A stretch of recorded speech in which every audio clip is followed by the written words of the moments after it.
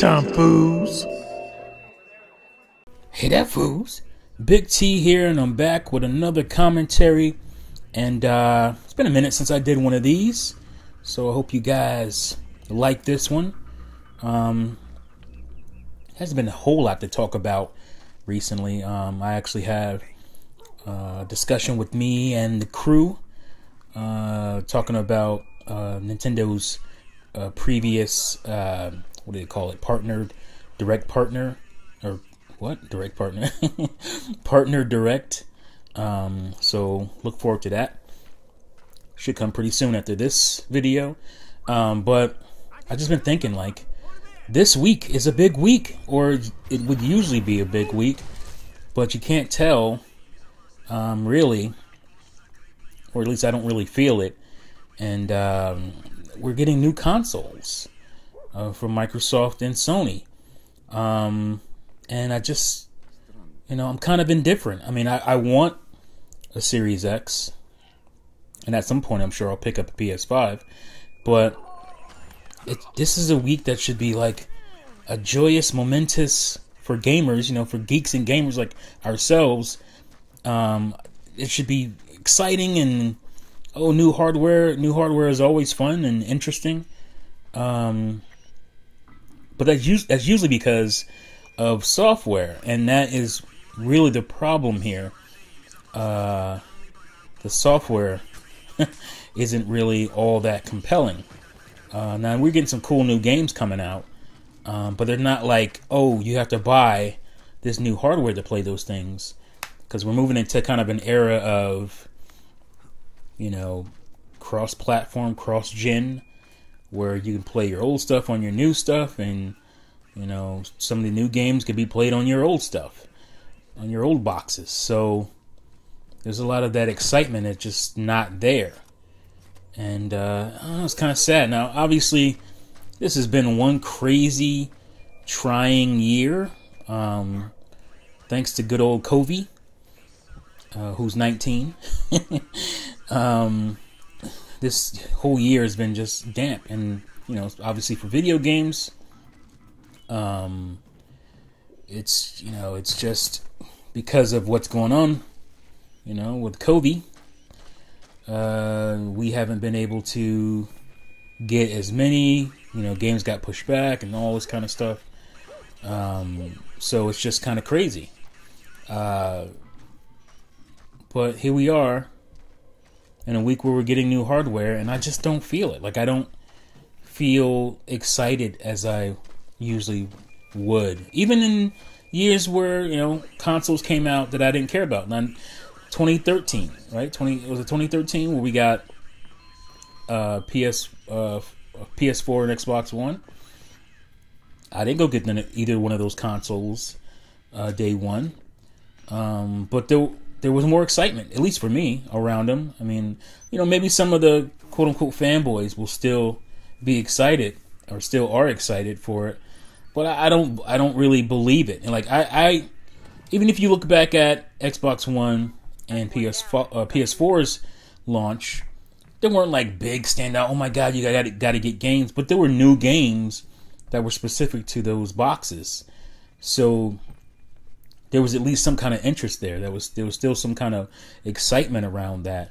And we just don't really have that this time. Like, am I really supposed to get excited on the PS5 side, on the PS5 side for a remake of Dark Souls? Like, I don't really or is it Demon Souls? Yeah, it's Demon Souls, I think. Like, I never even cared for that series before.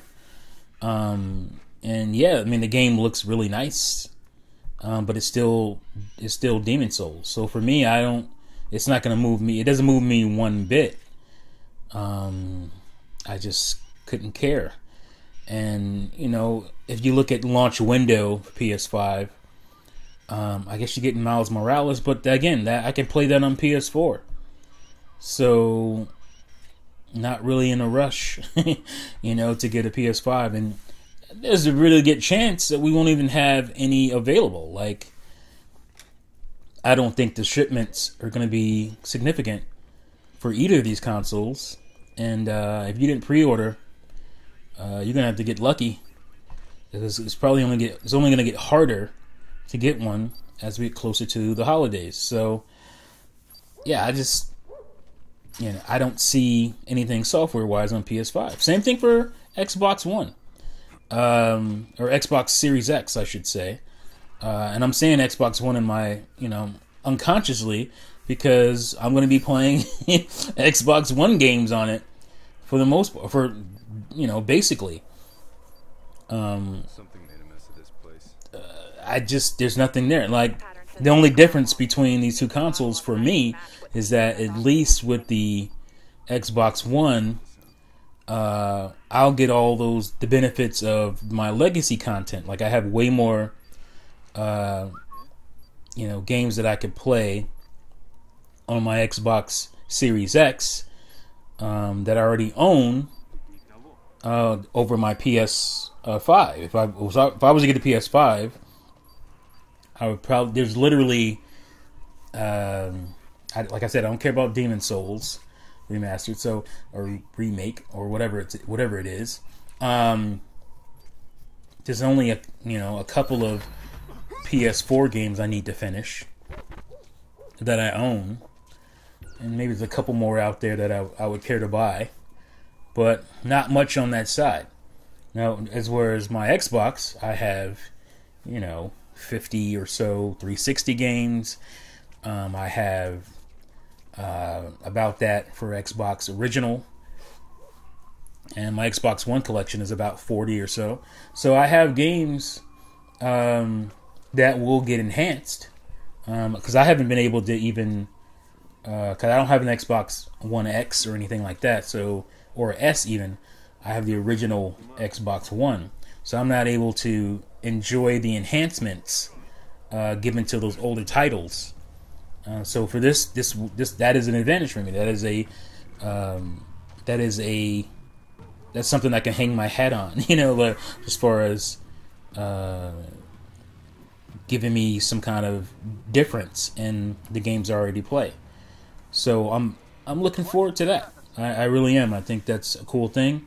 I can retire my 360 and my original Xbox and make room, because I can play them all on my Series X. At least most of them. I don't think you can play all of them at this point, but probably my library. I can probably play most, if not all, of my library on the Series X.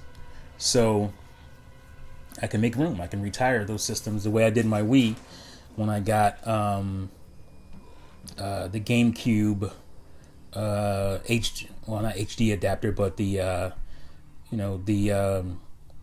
DVI adapter to DVI to HDMI that allows me to get the crispest picture off my GameCube. So because before that I was playing my GameCube games in the Wii, and using HDMI out from that through the Wii to HDMI. I think it's called the Wii to HDMI adapter. But I wasn't getting as good a picture with that, and I like being able to play my GameCube using the hardware, and having access to my Game Boy Advance player, or my Game Boy player, I should say. So I do care about those things. I know some people don't. Some people kind of laugh about backwards compatibility today, which is weird because everybody used to love that. That was something everybody loved, and was upset when it didn't happen. I remember people not liking the kind of disjointedness with the 360 as far as playing original Xbox games. How you had to download stuff and it didn't work for every game. People didn't like that. People like the fact that they can play their PS2 and they put all their PS1 games on it for the most part. They can play like 99% of your PS1 games. And then when you got to the PS3, you could play PS2 and PS1 games along with your PS3 and Blu-ray. It just adds more value to that box, and people cared about that. They act like they don't care about that now because they don't have that legacy advantage. I think it's mostly Sony fanboys who don't have that legacy advantage anymore because they can only go back to PS4 when it comes to their PS5. But believe you me, if the PS5 could play all the way back to the PS1, these dudes would be jumping and flipping around. But they act like they don't care right now because they don't have that advantage. So I mean, like I said, I like having my legacy content and playing that stuff, and that's one of the reasons I went out and bought PS3 early. I was out there day one getting the PS3 because there wasn't anything I was interested at for the launch. I don't even think I bought any launch games, at least not the first week. I was just happy to get my PS3 home, the box, the game system itself, because I already had PS2 games that I hadn't finished at that point, and I have a ton of PS1 games. PS1 library is one of my largest game collection libraries. So that is something that makes what gave it value. That gave it value when there were games out there, or at least when the software for the PS3 wasn't all that compelling. So that's why I look at the Series X the same way. The software out there isn't that compelling for the Series X, but I'm able to play that legacy stuff. There's more value in that box. So that's a better buy for me than the PS5 would be, at least right now. So there's just not a lot of excitement. I mean, is it just me, or you guys tell me in the comment section below if you're feeling the same way, because I know I feel that way. And we just got an announcement for, what was it, Mass Effect Remastered, which kind of annoyed me, because it's like, well, one of the things about this system, at least on the Xbox side, I don't think Sony's really said anything for the PS5, but at least on the Xbox side, it's, talked about that the enhancements. We know that the Series X and the Xbox One X, well, it's all about enhancing your current games. Obviously if the company patched it in and allowed you to do that stuff. But it was supposed to be simple and free for a lot of this stuff. And to still see, at least right now, I mean, you got Grand Theft Auto 5 coming again. Like, that's gonna be a separate game. Like, what are they gonna charge for that? Are they gonna charge $60? Even like Spider-Man Miles Morales, that is basically an enhanced version of Spider-Man with some DLC for Miles Morales in it. And, they're charging $70. $70, not even $60, but $70.